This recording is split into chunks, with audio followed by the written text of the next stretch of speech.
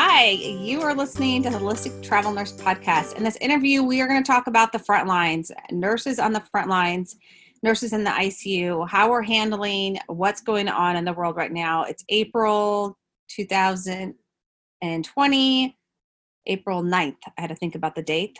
Everyone else has been stuck in their house, except for nurses are working the front line. And how we're managing it and what's been going on. So Stephanie is in Ohio, in the Ohio area, big hospitals there, and has 17 years working in critical care. And this is something totally new. I'm sure she's going to give us her perspective of how she's handling working on the front lines. Thank you, Stephanie, for being on. I'm going to take my video off, and we're going to hear Stephanie's story. About how it's going there. How is she personally handling all this and all the craziness? Because you started a little bit before we called. You're the house supervisor. Sometimes people don't understand what that means if they're not in healthcare. So we explain what a house supervisor is as that role in the hospital compared to just a critical care nurse. Okay, so yes, I am the night shift relief house supervisor. And what my job description is that I help with like the throughput. So patients come in through the ER and the doctors deem that they need to be admitted. And then basically I help make sure they get to the right unit with the right nurses, the right skill set. So if they need tele, they'll go to a tele unit. If they need, dialysis, we have a dialysis unit, ICU, obviously. So I make sure they get to the right place. Plus I help and I make sure there's staffing. I help with staffing issues. And then I'm kind of like a resource for the charge nurses. We have, we conduct the bed boards. I'm part of the code team. So in the house at night, if there's a code, I respond. If there's a rapid response, I also respond. And then from there, I get the patient a bed. If they need to go to the unit, they go to the unit, to the ICU. So the house supervisor, that's pretty much, I take admissions that are direct admit from outlying hospitals. I meet the helicopters on the roof when somebody air cares someone to us and guide them to the ICU. I think the house supervisor puts more legwork of walking around the hospital than the regular nurse. Like, I swear, exactly. you need to and you feel like you're pulled in like many directions. So we have a ton of respect. I have another friend who does the same thing. And so she's going to be on the channel too. And I respect, and we love them as nurses. We love our house supervisors because they're our support system too. Yep, so they are. I mean, I help with IVs. I help in the ICU if they're getting slammed. And sometimes some patients are not just a one-to-one. Sometimes it might take 2 or 3 nurses on one patient. Mm-hmm. So especially if they're, we're trying to keep them from crashing or whatever. So yeah, I kind of a jack of all trades. I do it kind of all. Well, we want to thank you first off for all of your service. And I know it's been probably a little emotional with everything that's happened the past couple of weeks at the hospitals. It has been, for me, it feels like the hospital is a war zone than the normal place of business where we've always come to be. Yes, it's definitely a different vibe and a different feel because now, so Governor DeWine, the governor of Ohio, and Amy Acton, the doctor that is always on TV with him, the infectious disease. So now in the hospitals and our CEOs are kind of like taking, like orders kind of from them as well. We have a stay-at-home order in Ohio and all around here. And essential personnel like us, we have to come into work. We have to wear our mask, like a surgical mask, all the time as soon as you enter the door, which that is not usually what happens. And then we go right to our OR locker room and get into the blue scrub and get all dressed with, shoe covers and everything. And then they'll And then by the way, our surgical masks, because low on PPE and we're trying to conserve our gear, our PPE, they issue us one surgical mask for a whole week. And then when we get to the ICU, we get issued our N95 that we have to use for the whole 12-hour shift. And it's just different. It's like this weird, like war zone. We're all in MOP level 4 gear completely, especially when we're about to go into a COVID patient's room that's on a ventilator. I mean, we got the full mask and gown and everything on, and double gloves and yeah. It's definitely different. Yeah. And even though my hospital was in charge of when Ebola, I was part of the Ebola team when we had the full pappers and bunny suits and everything. This is still a lot different because you know what? We never did get an Ebola case in Ohio. Thank God for that. Yeah. But this is definitely different. It is. And so walking into your unit now, how is like everyone's spirits right now, like as a staff? Are they working stronger together? Is there anxiety? Is there worry about, like, I have a nurse that was telling me that she is not going home to her kids. Her kids are staying with her parents. She is not having contact with her parents. Or I have physicians telling me the same thing. They are not they are not seeing family. They are not going by there, even if they're close. They isolated themselves. Yes. There are a few nurses that I do believe they're very anxious, and some doctors too. Like I know this one male nurse I work with, he's got a young daughter, and he will completely strip down, he says, in the men's locker room and scrub and shower and everything, there. And then he goes, because our hospital has offered like temporary housing at some local hotels and one of the colleges, since the colleges are out, some of the local dorms at the college. And he does that, and he tries to keep his 3-hour shifts together. So he just comes in and lives there for 3 days, and then he'll go back home to his family. Wow. But he is really, to be honest, he's the only one that I know of that's doing it that extreme. Like for me, I stripped down all my stuff down in the OR locker room, and I put my street clothes back on. And of course, I wash my hands, everything when I leave. But I've done this before coronavirus. I never bring my nursing shoes in the house. I park in my garage. I take my scrubs off. Now, before the coronavirus, I didn't necessarily strip down in my garage, but now I just park in my garage. I take my clothes off in my garage, and then I go right to my shower and take a shower. So I feel like that is fun because they've been saying, coronavirus doesn't like soap.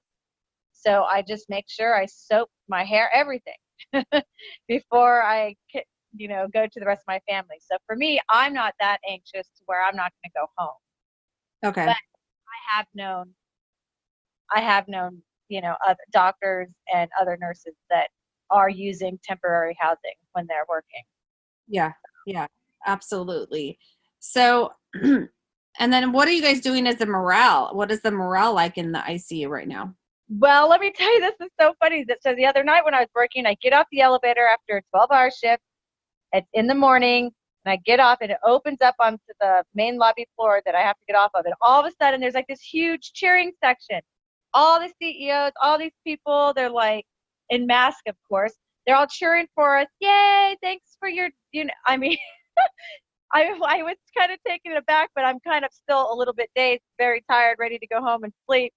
And it was cute. I appreciated it, but it was to have a cheering section and then when I came back to work the next day, that same day, the same cheering section was there for the night shift when we came in. So it was like, that's how they were trying to, and a lot of businesses around have been sending us free food for days and night shift, and free pizzas, and as tokens of appreciation for us being on the front line. So in my opinion, at first the morale, before it got to this point, I think that at first the morale was kind of bad because people were so scared and didn't know what to think. But in my opinion, I think that our hospital system has done a really good job of coordinating us and getting us prepared, even though we are lacking, we might be lacking some PPE. We're trying to conserve it in case we get hit harder. They have done a good job of trying to keep our morale up. But there were some this one doctor, I think she had a little bit of a nervous breakdown one night when we had to, our night intensivist, when we had to intubate someone that was a rule out COVID, because she can't wear an N95, she has to wear the PAPR. And she was upset because she's a little bigger and she doesn't fit in the bunny suit, the whole thing, because that's what the protocol is for them when they intubate. And so she had to just wear a gown. And she was just, she kind of had a meltdown. She was just going off how, we need to be properly, we need proper PPE, and just really venting really loud. and I just try to say, I understand. I absolutely agree we should have proper PPE, but we don't. So we have to do the best that we can. And, and just wash your hands, and don't ever touch your face. And, I didn't know what else to say to her because she was just very upset. I'm like, we need to go in there now, and we need to go and intubate this patient. I shouldn't be saying any identifying information, but we need to intubate. We need to get in there and intubate, okay? Because she just, yeah, yes. But that hasn't happened since. That was about 2 weeks ago. Wow. So as far as morale, I think that it's gotten better around at least in my hospital. And granted, we're not New York City. We are not getting slammed like New York City. We have about, I think in my particular hospital, we have 24 vents, and the most that we've had on the vent was I think 12. So we only got to half capacity. But we are able to get more vents, like all the hospitals together. They said per capita, Ohio should be fine with the ventilators. That's all great news. Yeah. That sounds like it's a convessive team. And I know working night shift, when I worked night shift, it seems like always the night shift team would work really well together because they always had a lot less staff than the day shift. And so there's a lot more support and a lot more tightness of staff, the way that they work together to support each other, which is great. And for patient care. Well, that is all, I'm glad to hear that. So are you doing anything personally in your life to handle your emotions so similar to you, I do believe in natural medicine as well. And I'm also a yoga instructor. Of course, I can't teach yoga class because everybody's quarantined pretty much, but I still do it on my deck at home. And as soon as that sun's out, I'm in that sun getting that vitamin D. Awesome. And I also take vitamin D supplements because I am a night shift worker. So especially if I do a few in a row, I feel like sometimes I don't see the sun in a few days. So I make sure that I don't ever let my vitamin D get depleted, because that's so important to our immune system. And I do try to, in general, eat healthy. But when I know I haven't eaten that most healthy, I still take that extra vitamin C to make sure I get that in my system. And then I take a supplement because of it's flu season. It's called Icu Nurse. And that has a lot of, it's a zinc ionophore that's very similar properties to malaria, to the anti-malaria drug hydrochloroquine. But it's a supplement. You can get it over the counter. And in fact, when I went to go get it, because a pathologist friend of mine told me about it and showed me this video about it. And it's just plant-based. It's a natural supplement. It was the last one in the GNC off the shelf. I took the last one that day. So because they're not giving hydrochloroquine to, frontline workers that prophylactically get, this Icu Nurse, granted it's a supplement and they don't really know what dose. They did do one study that it works very, very similar to hydrochloroquine. and it's over-the-counter supplement. So I've been taking that as directed. It says take 2 capsules before 20 minutes before you eat twice a day. So I've been doing that just to also boost my immune system and try to protect myself from the inside out. Awesome. See, I have a whole regimen of stuff. I have a whole regimen that I put my parents on, and a regimen for, and if there is a healthcare professional, especially if there's a nurse right now who doesn't, then they need to be doing that, because self-care is like crucial period. If people could see what we see every day, I don't know if you guys are doing it where you have the IV poles outside the rooms and the longer extensions to make it easier for the nurses not to go in the room as much. The way it is in the hospital right now, I mean, they would take their health more serious, and having that, it really is, your health is really based on what you do. I was listening to another podcast, and this is an immunologist. I was listening to a rheumatologist, immunologist, and he was talking about chronic inflammation, and, all the chronic inflammation that we have in our body, we don't understand that it is linked to the big diseases that kill people, heart disease, diabetes. Yep. All those things are chronic inflammation that people don't understand, and we don't educate. And as nurses, that is where this podcast is great, because I'm going to hey, this is your health, and this is things that you could do. It is a lot on your lifestyle choices, so much on your lifestyle choices. And we appreciate the food, you guys, but less donuts and then a nurse's station, and less cookies and more fresh fruit. Exactly. Oh my goodness. You hit the nail on the head. You're so right. It's health, in my opinion, and as being a nurse for 17 years, we actually have more control of our health than you would ever think. Yeah. Because, and especially in what we put into our bodies. So our diet, and what we put into our body, or what we forget to or don't put into our body, is going to really depends on how our body functions. Yep. So, just like if somebody drives a BMW that's supposed to take, premium gasoline, but if you put unleaded in that, it's not going to run right. The Yep. same thing I feel like with our body, that if you don't eat the best foods, the freshest, the whole foods that you can get, and you're eating a lot of processed crap and sugar, then your body is not going to run right. Yep. And, and so, yes, I'm not a vegan, but I am all for whole foods, hardly any sugar, no soda. Like, that's what I try to keep to. And it is hard being a nurse, because in the morning, look at how sweet this family totally appreciated us and gave us 2 dozen donuts.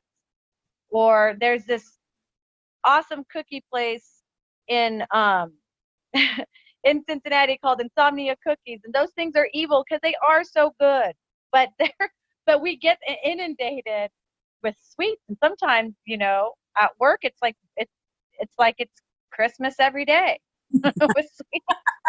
The nurses' patients at Christmas, they are really bad. If they are just like, oh my gosh, could you guys lay off the sugar? You were killing us with sugar. Could you send me some a salad or a tray of vegetables and dip, please? Yes, that is. And you know what? Actually, we've had a few grateful patients come back with those like bouquets of like the fruit bouquets. Yes, we love them. And or a big basket of fresh fruit. And those I do love and appreciate. Far better than cookies and brownies and all the junk. At least me personally. Absolutely.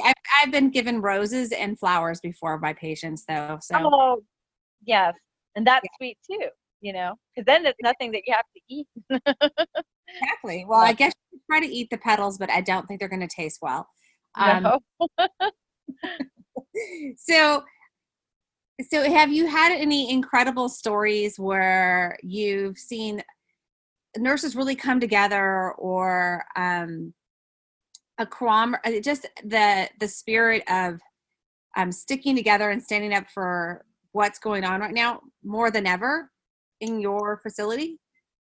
Yes. Well, it was about a little over maybe a week and a half ago, we got our first positive COVID pregnant patient.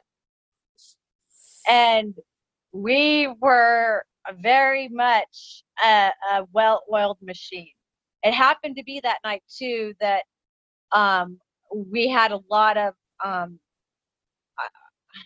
strong nurses, that very seasoned nurses on that night, and it was definitely because I mean we had, when we're dealing with a pregnant person in the ICU, then you also have to deal with the OB team, and so there was just a lot of people in the unit that night, and it was she ended up needing to get intubated, but I don't know if I'm saying too much information, but it was really good teamwork, and we got her done, and we all were praying, and so far the story's good. I don't know if I don't know how much I could say or not say about the story. Yeah. But the teamwork was great between the OB and the ICU team, yep, and the OB hospitalists or residents and the ICU, intensivist. It was very, yeah, and then the RTs, because at first it was like, is the OB team gonna intubate, because usually, like, because they were talking about whether taking the baby or not, and the baby would have been definitely viable. She was that far along, but they actually decided not to that night take the baby. So then they just let the intensivist intubate her, and we all prayed for her. But I do want to say this, that patient is still in the ICU, still intubated, but doing better. Yeah, a lot better than that night. What I've seen with this, from my perspective too, is that it hangs around for a long time. This virus takes a long time to get over. And if there's going to be replications and damages to the body after it, I have known a friend who had SARS and had some deficits from having SARS. And so we don't know that yet when we're seeing and talking to people. And, as nurses, we we're doing what we can to support and aid our patients and our communities. And we really, I'm writing a blog post right now from our perspective and what's going on and how we are how we want to be represented in the community, and how we want the community to do the right thing. We want the community to understand that you do have so much power in your own hands, like you said earlier, about what you're putting in your body. And we understand that it's hard for people right now that aren't working. I totally get that too. Like, I've argued with my mom so many times about why it's so important to eat organic. I know. Oh my goodness, that's funny. Yeah, exactly. Like, I read too much medical stuff. I mean, I have oh goodness gracious, so many books sitting next to me on health, and as an aromatherapist, and I'm looking to get certified as an herbalist too. So I totally get that. And I also know that it's difference between being a seasoned nurse and being a new nurse, and feeling confident in your shoes and just not following protocols, but in speaking up when we need to, or knowing what to do when a doctor gives us something that's not necessarily okay to do. And we are the advocate for you. We are the advocate for our patients. Okay. And we also know how hard it is right now with the strict guidelines that there are no visitors. And when we do have a patient that is actively dying and we can't have family there, it's so hard for us to not let people in for that whole process as we used to. And so then die alone. I know. Yeah. Yep. And it's nurses making calls. It's nurses talking to the, on the phone with the family members. During this time, I feel like nurses there's more weight on them than there has been before on their shoulders. I agree. Yeah, I agree. A different patient that I had when it came back, when lab called me and said the patient was positive COVID, so I had to be the one to call the family member and tell them, you're going to get a call tomorrow from infectious disease, but I'm letting you know now, you need to quarantine. You need to stay at home for 2 weeks, because you live with this patient. And this patient's family member was just crying, nervous, upset, and insisted that they needed to be there because the patient wouldn't get better without them by their side. And it was really sad because I know I understand her frustration. I understand her fear. But then at the same time, it's to protect her as well. So, and then she ended up apparently on the local news because she was so mad that she couldn't visit in the ICU. But she's since has been better, and we were able to get iPads that we put in plastic so that she could FaceTime the loved ones. So to accommodate, and since there's no visitors, they are allowed to FaceTime, and then the company or the hospital bought some extra iPads just for the COVID patients' use. That is so sweet to hear. That is so sweet to hear. Because that is we need to be doing go over and over and above, and that is a sense where you go over and above to like really not just for the patient but also for the family member so that they get connection, because you can put yourself in their shoes and go, I can't be around my loved one. I'm isolating myself. My daughter just had a baby and I won't be able to go see her or the baby. I don't know when.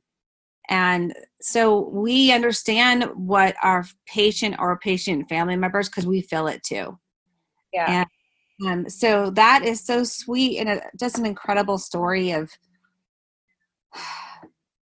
how we are coming together and how we are working so hard to take care of these really sick people. And it's like you and I were discussing before we went live, it is a very complicated case. We don't know all the facts of this virus. It's mutated so much.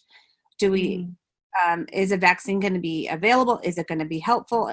But I can say that there are all these people that have gotten it that haven't gotten sick, and maybe it is because of their self-care. Could it be? Or could, this is where epidemiology will come in place. Is there a connection between all the ones that have gotten very, very sick to the ones that haven't gotten very, very sick? And we all know that when it's cold and flu season, and when we have the flu itself going around, there are people with the comorbidities. There's people that have those chronic disease processes that are higher risk. And so they're going to be also the same higher risk when it comes to the COVID patients too. So, but there are still a lot of patients that are getting sick, because I've heard a lot of cases where nurses are getting sick and very sick that don't have any comorbidities. So I don't know. I think it becomes a balancing game of doing whatever you can, one, on your mindset and your stress. Like, I love that your yoga practice. And then two, that we're also doing something with how we're feeding our bodies and taking care of our bodies right now. Yes, I agree. I'm actually, the hardest part for me on this stay-at-home order is, all the gyms are closed, and I had a routine of going to the gym at least 3 times a week. And some of those days I actually taught yoga, but other days I was a student and it's not just yoga. I mean, I would lift weights. I did lift weight classes, body pump and things like that. But, and they're also my friends. So you don't get to see, so that take that socialness away. And I found it's a lot harder to make myself exercise by myself at home, even with a YouTube video, yoga video or whatever. It's just not as fun in a group. So it does kind of, douses your motivation when you have to do it by yourself. I don't know. That's just how I am, at least. No, I feel it exactly. That's I like gym buddies. I travel around and I don't even know that many of the people in the yoga class, but I've already made friends with the people in the yoga classes that I already was going to. And my body actually woke up this morning. I'm like, I have to do yoga. And I'm so miss that connection with the people in the class. You know, Me too. I know. It's one of the biggest things I miss. I mean, because I haven't isolated myself from my family, but everybody like lives in my house anyway. So, you know what I mean? I've just not seen the grandparents or the in-laws. I'm not going to, they're being, but my immediate family, I'm still with them. But besides them, I mean, yeah, I miss my gym buddies a lot. oh, it So, is. I know. I don't know how to do a Zumba class and have it feel the same and do a Zoom call and we're all doing yoga together, but maybe someone could try. yeah. But yeah, there's tons of great YouTube videos for working out and yoga. I mean, there's some incredible yoga Oh, instructors on, yeah, there's a lot. Yep, um, there is. and I hands down to them. And then I love Bikram yoga. I love the hot yoga. I love going in there and sweat like a dog because I really feel like it like cleanses stuff. I don't know. There's something unique if you've never done that Bikram yoga. I'm sure, Stephanie, you have. There's Yeah, I've tried it. That I don't teach it or do it regularly, but I've like when I'm on vacation or whatever, I'll do it. I'll go to a yoga studio, pay for a class and do it. absolutely, yeah. Well, so it's been awesome to have you on. Awesome to support and get your support and get your frontline views of where you're at compared to where I'm at, and hearing from. I have a friend who is a respiratory therapist in another state. And do you feel like there's a little bit of sometimes anxiety, or you might have a little bit of PTSD from everything that's going on? You might go, "Oh God, am I going to get out of this okay?" And am I going to? Is it always going to stick in me? Because there are always patients that stick with me, and events that I've seen that I'm like, I can never unsee that. Some of them being quite funny. Yeah, actually, not just because of COVID though. In fact, I feel like being an ICU nurse for as long as I have, I have felt the burnout, and so many times I've wanted to, I need to get a new specialty or I need to do something, but I've never left it. And I do feel that, yeah, ER nurses and ICU nurses most definitely do suffer from post-traumatic stress. I mean, I know I have woken up hearing the cries of patient families that we couldn't save. I've cried on the way home in the car Mm-hmm.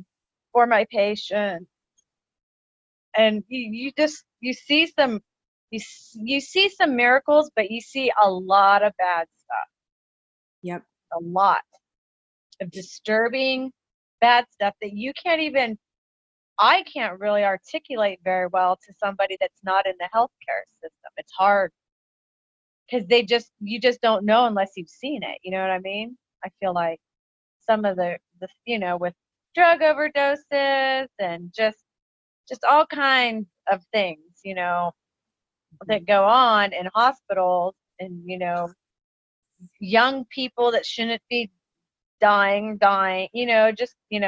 way even before COVID. I think that especially ER and ICU nurses probably a lot do suffer from post-traumatic stress Yes. because we have a stressful, traumatic job of Yeah. saving lives that literally is life and death, you know?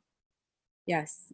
Yep. Though we might know all these protocols and we know the crash cart, we know this, we know that, we know this, we know the drugs. We have hands on you, but it doesn't mean that we are like so on the like people we connect to. I mean, you say that, it reminds me of a case of this young couple that he was actively dying in an ICU, but they wanted to get married and they had a date. And so the hospital put it together and let them get married and have their wedding and reception before he passed. And Oh, those things are what we do that nobody knows about. mm-hmm. And those are the things that we can be proud of as nurses. We can walk away and go, you know what? we held that person's hand. We were there. We stayed up Mhm. prayer with them. We were their comfort when nobody else was. Even for our unconscious patients that are on a ventilator, um, or we withdraw care on people, and Mhm. we're that. And so I think of, like, I was thinking about how we are probably doing Florence Nightingale so much proud right now in this COVID situation. I was like, oh, would she be proud of us? Are we standing up for our patients and coming together more than we have ever in the past, you know? And going, we want to make sure we're doing just for our patients, and we're make sure we're doing just for carrying that. Used to be the hat. You remember? Yeah. um, and carrying the torch, though. Yes. Carrying the torch on. Yep. So, and I think that this will end that way, because I think that if you know a nurse, or you have a nurse, or you're listening to this and you're a nurse, we're all going to wish we could give you that virtual hug. Mhm. And then at the same time, we appreciate everybody coming together. Even if it's not in our state, we're hearing about everyone coming together in New York and appraising us at 7:00 at night. Whoa, we get emotional and we feel it and we appreciate all of it. And so we thank everybody. Just please, not so many sugar sweets. Exactly.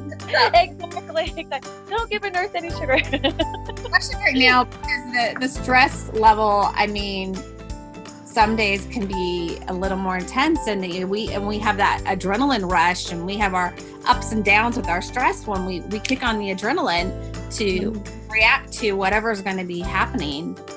When a patient, I was just in a room with an ICU a couple days ago, and it was like everybody came over, everyone's over there, the crash cart's in the room, and we're all working like cohesively as one to do everything we can for that patient. And sometimes it's very, we're very used to it, but sometimes it's like that adrenaline rush, and we're putting our bodies through so much too. And some days, my day, I don't have necessarily a 12-hour day. My day can be 15 to 20 hours. I've had very long shifts because of situations. And so I know there are many others at the same way. And so it's a time where we can really maybe do something else as a support for each other coworkers. I'm sure you have major friends and coworkers that you support. Oh yeah. I mean, I have a lot of, not a lot, a few of the coworkers that go to yoga with me, but other coworkers, like there's a few nurses that are working in ICU that are actually themselves compromised. So they're not getting the COVID patients, they're getting the other patients that are not COVID. But I do, and other nurses too, and the other nurses too, we do try to look out for them, especially too, because they still want to work and they don't want to feel, because I know one of them is invited, she kind of feels bad that she can't help out with the COVID patients. Well, you have you have an issue that you can't control, that you're at risk yourself. So it's best, don't feel bad. We want to protect you. We don't want you to have it. Yeah. Then she kind of feels like she's not doing her part, And so I always try to make sure that she is doing her part, because that guy over there that doesn't have COVID, it's still on the vet, still needs a nurse, right?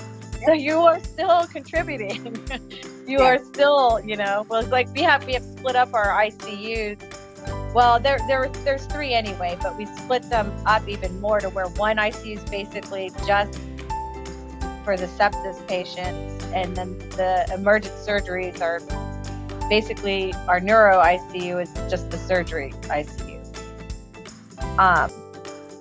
And so, so they're still able to take care of patients, just they have their comorbidity, and even though they're young, they can't do it, and they shouldn't do it, because we don't want them getting COVID, So. Well, I just want to get off the video, try the video and not have it freeze, but I wanted to get on here and just like personally thank you for being on the podcast, sharing your story, sharing being on the front line, you said all the same things that we're all feeling. And so I completely appreciate that. I'm going to hit stop. Okay. Thank you.